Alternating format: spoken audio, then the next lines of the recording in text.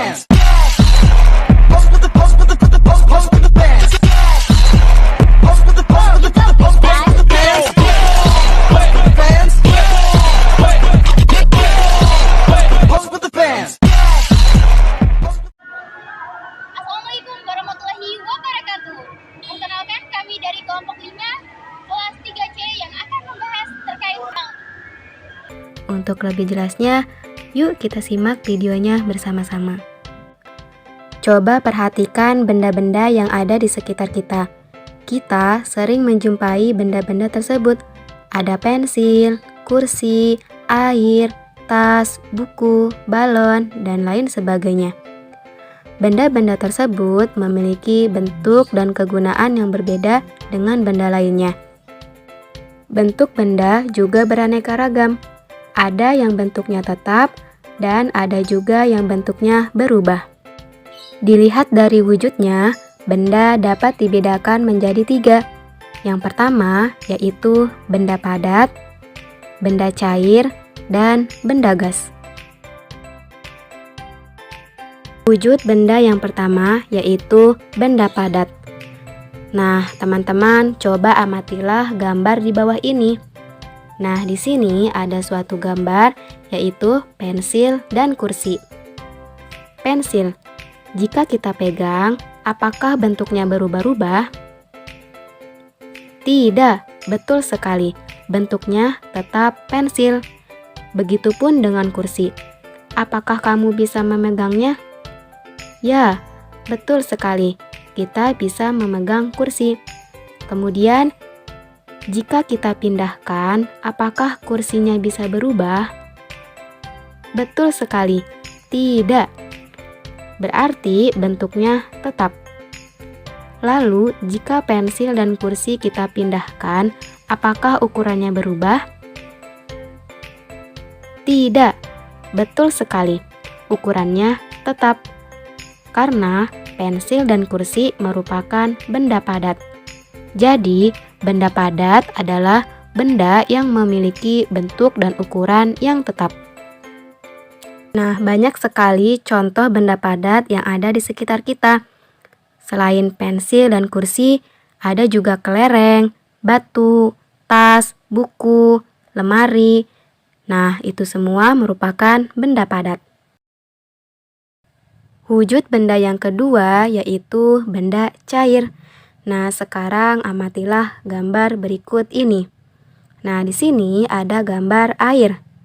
Nah, semua makhluk membutuhkan air untuk mandi, untuk minum, untuk mencuci piring, ataupun mencuci baju, dan lain sebagainya.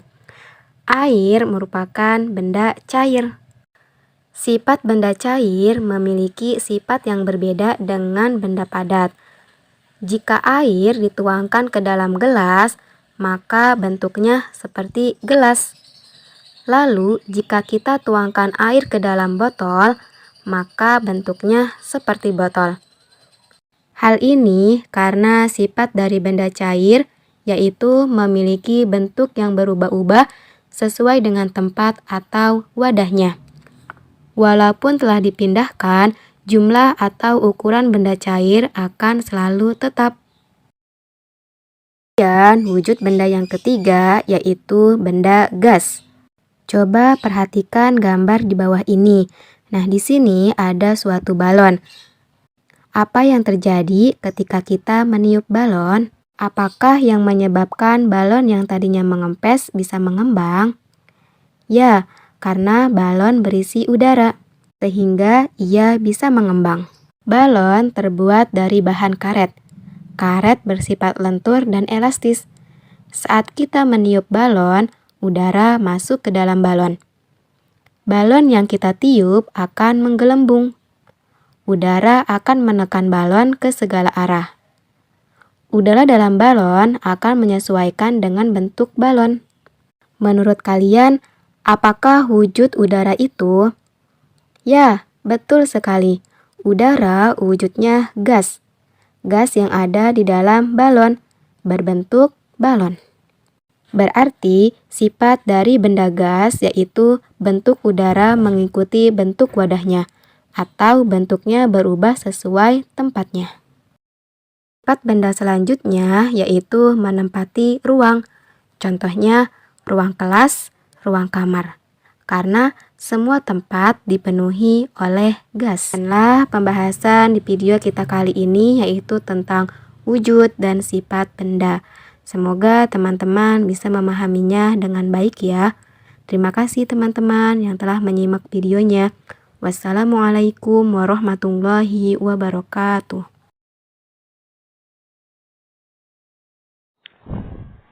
Rangkaian listrik seri fase campuran. Rangkaian seri. Rangkaian seri adalah rangkaian listrik di mana arus listrik hanya memiliki satu jalur. Komponen seperti lampu tersusun berurutan. Jika salah satu komponen putus, seluruh rangkaian tidak akan berfungsi. Sedangkan rangkaian campuran memiliki lebih dari satu jalur alur listrik. Jika satu jalur terputus, alur listrik dapat mengalir melalui jalur lainnya. Komponen dalam rangkaian campuran tersusun dalam kombinasi seri dan paralel. Membedakan rangkaian seri dan campuran. 1. Jalur arus. Rangkaian seri memiliki satu jalur arus sedangkan rangkaian campuran memiliki lebih dari satu jalur. 2. Pengaruh putusnya komponen. Jika satu komponen putus dalam rangkaian seri, seluruh rangkaian tidak berfungsi dalam rangkaian campuran. Hanya jalur yang terputus yang tidak berfungsi. 3. Contoh-contoh sehari. Lampu Natal yang terhubung secara berurutan adalah contoh rangkaian seri.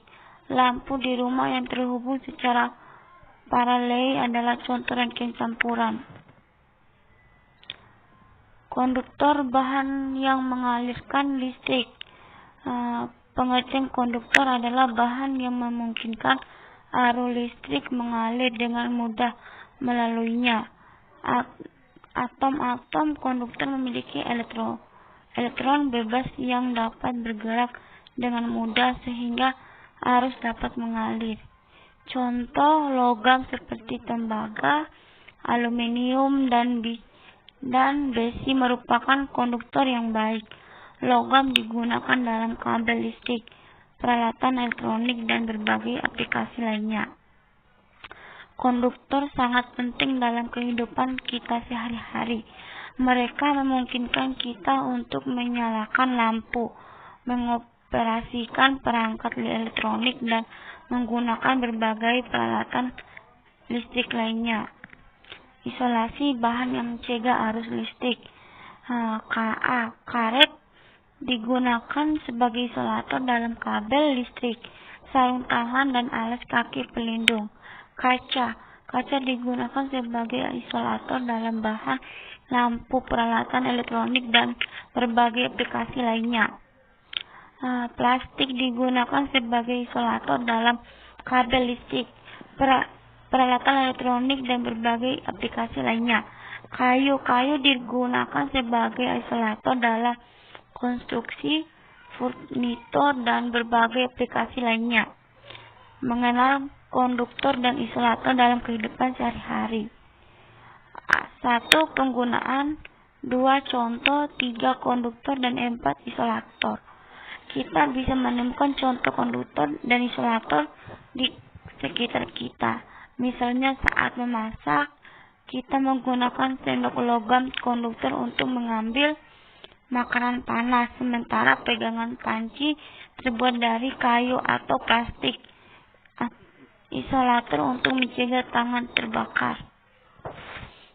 Penerapan konduktor dan isolator dalam peralatan listrik. 1. Kabel.